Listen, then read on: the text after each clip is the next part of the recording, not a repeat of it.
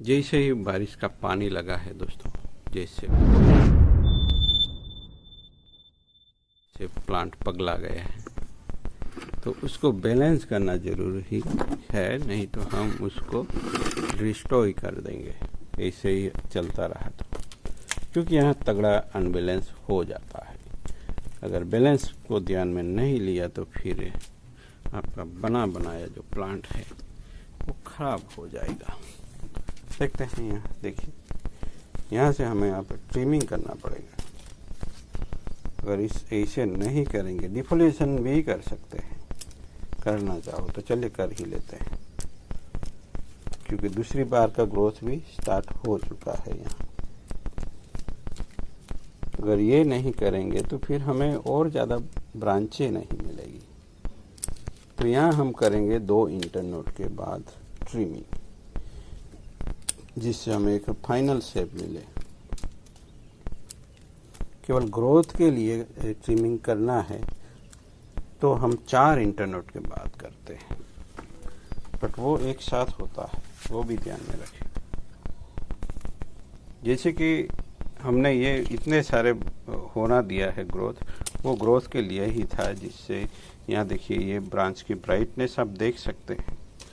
अब हमें नई शुरुआत जैसे करनी है उसको ट्रिम करके, पर यहाँ ब्रांचिंग है तो हम उसको सपोर्ट करेंगे।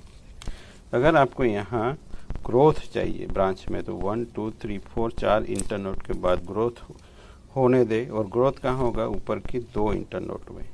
वो हो जाने के बाद आपको यहाँ से कट करना है और यहाँ से दूसरी बार ग्रोथ लेना है, जिससे इस जो ब्रांच है पर्टिकुलर उसको थिकनेस मिलती है और बढ़िया बॉडी बिल्डिंग मिलती है प्लांट को। इसको भी नहीं, ये जंक्शन के नज़दीक उसको नहीं रहने दे सकते। तो इस तरह से ये ग्रो होने दिया है, तो ये ग्रोथ मिला है हमें। अब यहाँ से हमें ब्रांचिंग करवानी है।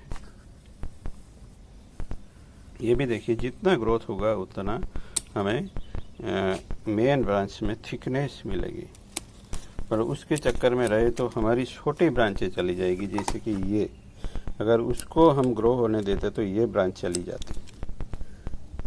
तो ये सब भी हमें ध्यान में रखना है, छोटी ब्रांचें हमेशा चली जाती है इसी के चक्कर में।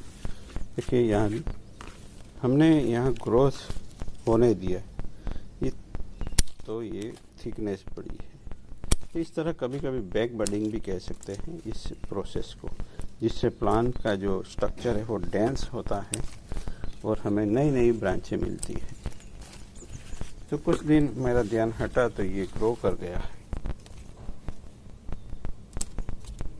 बट वो भी बेनिफिशियल ही रहा है मेरे लिए, तो अच्छी बात है। तो इस तरह मजबूत स्ट्रक्चर चाहिए तो इस तरह बैक बडिंग भी करना पड़ता है।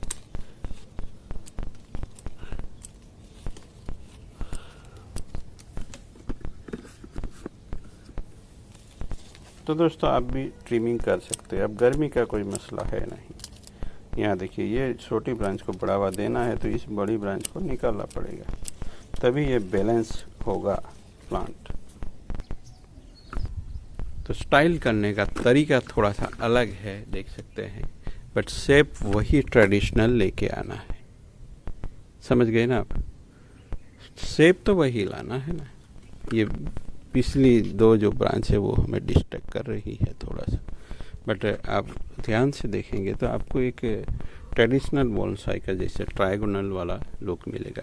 पत्तों के बाद ये लुक नहीं आता, थोड़ा ऊपर से ओवल ही आएगा, क्योंकि हमारे जो डेसिड्यूस प्लांट है इस तरह ओवल शेप वाले पत्ते कॉनिफरस में ऐसा ट्रायगोनल मिलता है, यहाँ नहीं दोस्तों। तो बने रहिएगा ज़रूर, और अगर कुछ सीखना है तो ज़रूर सब्सक्राइब करके जाइए, और अपने दोस्तों से भी शेयर कर सकते हैं। ये मेरे सपोर्ट के लिए नहीं, अपने दोस्तों के सपोर्ट के लिए भी कर सकते हैं, जो कुछ अच्छा और ढंग से सीख सके और जल्दी सीख सके। दोस्तों मिलते हैं, बने रहिएगा।